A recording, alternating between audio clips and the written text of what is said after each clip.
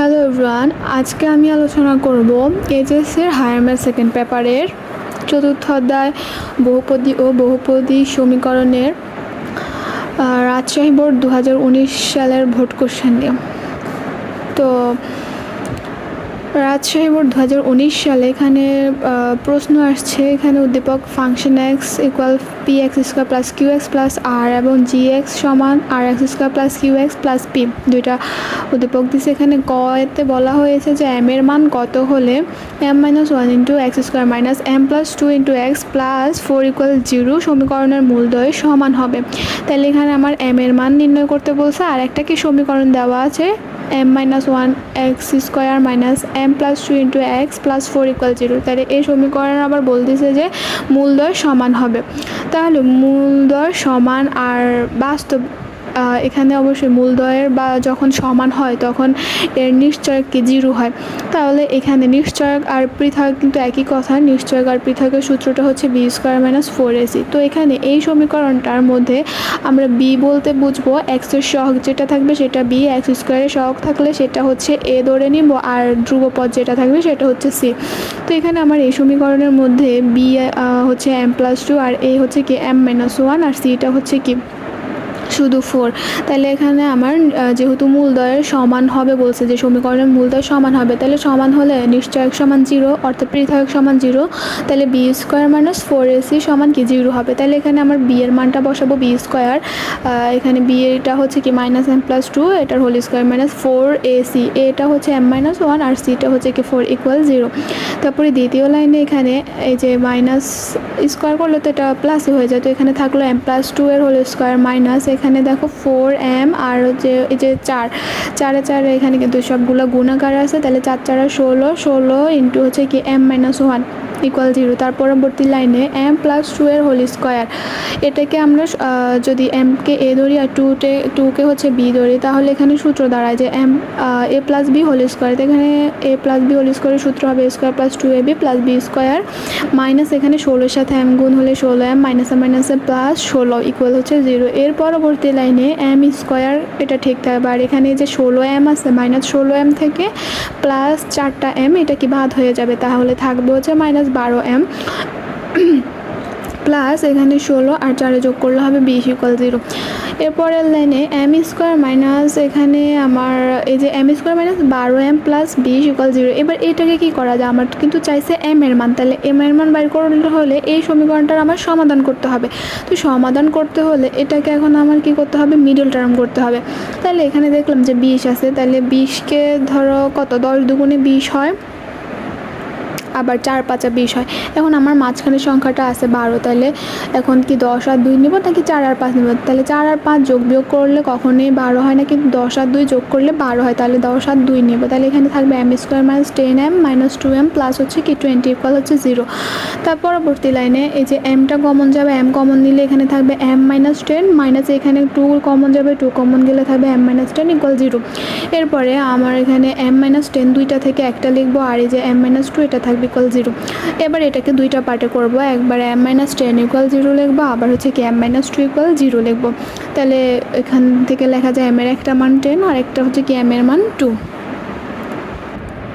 এরপরে আমার খ এর মধ্যে প্রশ্নটা দেওয়া আছে যে উদ্দীপক থেকে ফাংশন এক্স সমান জিরো সমীকরণের মূলদ্বয় আলফা ও বিটা হলে r x square plus four q x plus 16 p equal zero সমীকরণের মূলদ্বয়কে আলফা ও বিটার মাধ্যমে প্রকাশ করো। তাহলে এখানে আমার আলফা আর বিটার মাধ্যমে সমীকরণের মূলদ্বয়কে প্রকাশ করতে বলছে।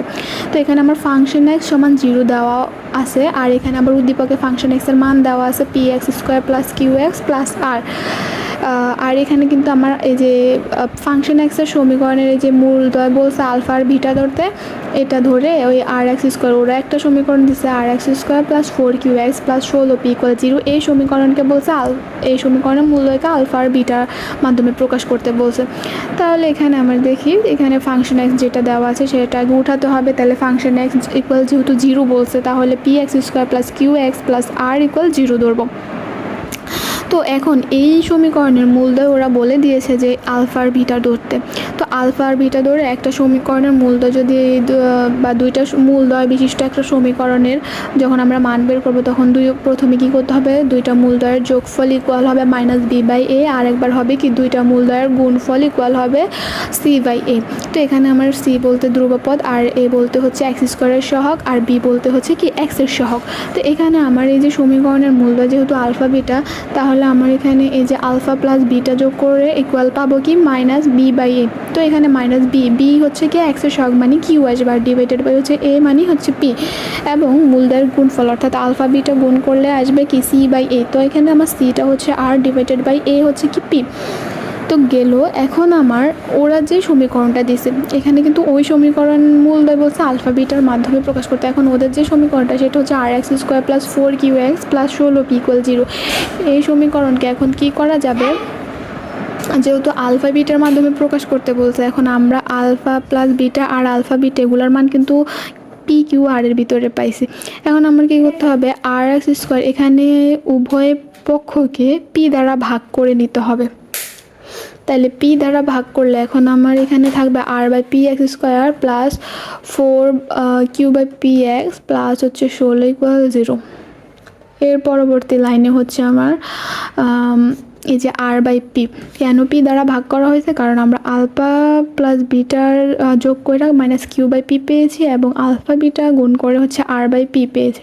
তো এখানে r/p এর পরিবর্তে লেখা যাবে আলফা বিটা আর x² জায়গায় x², এরপরে 4 এই যে q/p এটার মান কিন্তু ছিল আলফা প্লাস বিটা। তো এখানে যেহেতু q/p মাইনাসটা নাই, তো আমার এখানে একটা মাইনাস দিতে হবে, -4 ইন্টু লেখা alpha plus beta into x লিখতে হবে, প্লাস 16 ইকুয়াল হচ্ছে 0। এর পরবর্তী লাইনে আলফা বিটা x² মাইনাস এখানে 4 এর সাথে আলফা গুণ আছে আর এক্সট্রাও কি গুণ আছে, তাহলে এখানে 4 আলফা x মাইনাসে প্লাসে মাইনাস, এরপরে আমার হচ্ছে 4 বিটা x তারপরে প্লাস 16 = 0। এর পরবর্তী লাইনে আমার হচ্ছে আলফা এক্সটা কমন চাই, এই প্রথম দুইটা থেকে আলফা বিটা x² আর 4 আলফা x এই দুইটা থেকে আমার হচ্ছে আলফা x কমন যায়। তো আলফা x কমন নিলে থাকবে হচ্ছে বিটা x - 4, এরপরে আমার -4 কমন যায়, থাকবে হচ্ছে বিটা x - 4 = 0। তো এবার এই যে বিটা x - 4 এখানে দুইটা আছে, এটা এই দুইটা থেকে আমার হচ্ছে একটা কমন নিব, বিটা x - 4 একবার লিখবো আর বাকি থাকে আলফা x - 4 = 0। এবার এটাকে দুইটা পার্টে লিখবো, বিটা x - 4 = 0, আলফা x - 4 = 0। এভাবে বিটা x সমান 4 লেখা যায়, x এর মান পাবো কি 4/বিটা, আবার x এর মান পাবো কি 4/আলফা।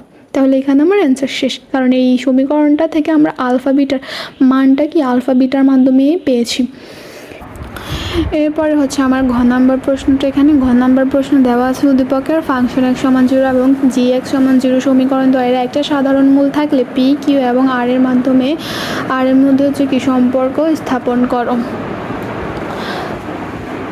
তো এখানে আমার ফাংশন x = 0 আর g(x = 0) ধরতে বলছে। এটাও কি বলছে যে সমীকরণের মূল কি পি কিউ আর এর মাধ্যমে প্রকাশ করতে বলছে, অর্থাৎ সম্পর্ক স্থাপন করতে বলছে।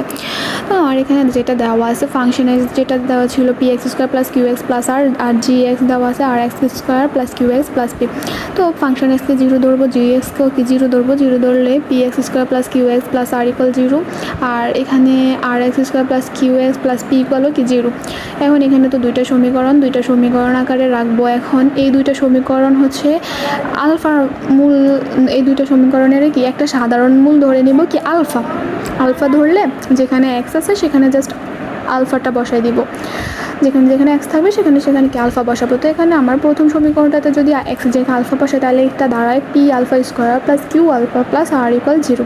দ্বিতীয় সমীকরণটা same, r alpha + q alpha + p = 0। এখানে জাস্ট কি x এর জায়গায় আলফা বসাইছি, ঠিক আছে। তো এখানে আমরা এই যে দুইটা সমীকরণ ধরলাম। এবার এই দুইটা সমীকরণ এই দুইটা যদি সমাধান করতে চাই তাহলে এটার কি আর গুণনের মাধ্যমে অথবা বজ্র গুণনের মাধ্যমে কি সমাধান করতে হবে। তাহলে বজ্র গুণন করতে হলে আলফা² এক পাটা রাখবো, তারপর ইকুয়াল দিয়ে আলফা ইকুয়াল হচ্ছে কি 1/, এবার 1/1 এর নিচে কিন্তু এটা ধ্রুবপদটা বসবে, অর্থাৎ এখন আমার আলফা² এটা বজ্র গুণন করার নিয়ম তোমরা সবাই জানো কীভাবে করতে হয়। তো এখানে আলফা স্কোয়ার যখন আমি ধরবো তখন আলফা স্কোয়ারের যে সহগগুলো আছে ওইগুলো বাদ দিয়ে আলফার সহগ আর হচ্ছে কি ধ্রুবপদ যেগুলো আছে ওইগুলো গুণ করে আর সূত্রের মাইনাস দিয়ে এরপর মানে জাস্ট আর গুণ করে দেবো, এভাবে আলফা স্কোয়ার আলফা আর হচ্ছে 1। এরপর আমার পরবর্তী লাইনে আলফা স্কোয়ার জায়গায় আলফা স্কোয়ার আর নিচে এখানে P Q minus Q R দুই জায়গায় কিন্তু কিউ আছে, তো আমার কিউটা কমন যা থাকবে হচ্ছে P minus R equal alpha by হচ্ছে এই যে R square minus P square. এটাকে যদি আমি সাজায় লিখতে চাই, যদি পি স্কোয়ারটাকে আগে রাখি আরটাকে পরে রাখি তাহলে আমার একটা মাইনাস দিতে হবে, তাহলে আমি ধরো মাইনাস দিয়ে পি স্কোয়ারকে প্লাসে রাখলাম আর হচ্ছে কি ওই যে আর স্কোয়ারটাকে মাইনাস করলাম। তো এটা করলে এ স্কোয়ার মানে বি স্কোয়ারের সূত্র দিতে দাঁড়ায় যেখানে হবে এ প্লাস বি ইন্টু এ মাইনাস বি। এরপরে ইকুয়াল 1 বাই এখানে P Q minus Q R ছিল, এখানে আমার এই যে কিউ দুইটা আছে, কিউ দুইটা থেকে একটা যদি আমি কমন নিই তাহলে থাকবে পি মাইনাস আর। তো এর পরবর্তী লাইনে আলফা স্কোয়ার বাই কিউ, তিনটা পার্টেই কিন্তু আমার পি মাইনাস আর আছে, যেখানে তিনটা পার্ট থেকে পি মাইনাস আর বাদ যাবে। তো বাদ গেলে এখানে আলফা স্কোয়ার বাই কিউ থাকবে equal alpha by minus p plus r থাকবে ইকুয়াল থাকবে 1 বাই কিউ। এর পরবর্তী লাইনে আমার এখানে যে এই তিনটা কে হচ্ছে বি স্কোয়ার সমান এসি এই সূত্রের সাথে কি তুলনা করব। তো বি স্কোয়ার সমান এসি করলে এখানে ওই যে আলফা স্কোয়ারের নিচে যেটা থাকবে সেটা এ, আলফার নিচে যেটা থাকবে সেটা হচ্ছে বি, আর 1-এর নিচে যেটা থাকবে সেটা হচ্ছে সি। তো এখন বি স্কোয়ার মানে বি স্কোয়ার ইকুয়াল শুধু AC, B square equal AC এই সূত্রের আলোকে যদি লিখি তাহলে এখানে বি স্কোয়ার এখানে দাঁড়ায় হচ্ছে মাইনাস বি প্লাস আর হোল স্কোয়ার ইকুয়াল হচ্ছে এসি। তো এখানে এ বলতে কিউ আর সি বলতেও কিউ, তাহলে কিউ কিউ গুণ করলে কিউ স্কোয়ার। এর পরবর্তী লাইনে আমার মাইনাস চিহ্নটা তো প্লাস হয়ে যাবে স্কোয়ার কারণে, থাকবে হচ্ছে পি প্লাস আর হোল স্কোয়ার ইকুয়াল হচ্ছে কিউ স্কোয়ার। তারপরে স্কোয়ার স্কোয়ার বাদ এখানে পি প্লাস আর ইকুয়াল হচ্ছে কি কিউ থাকবে। তো এটাই আমার কিন্তু গতে বলা ছিল কি পি এই সমীকরণগুলোকে হচ্ছে পি কিউ আর এর মাধ্যমে প্রকাশ করতে, অর্থাৎ এদের মধ্যে সম্পর্ক স্থাপন করতে। তো এটা কি পি কিউ আর এর মাধ্যমেই পেয়েছি। তো এখানে এই শেষ। এখন তোমরা তারপরে যে লাইনটাতে বুঝো নাই বা যেই কোশ্চেনটাতে বুঝো নাই অবশ্যই সেটা কমেন্টস বক্সে জানাবা। ধন্যবাদ সবাইকে।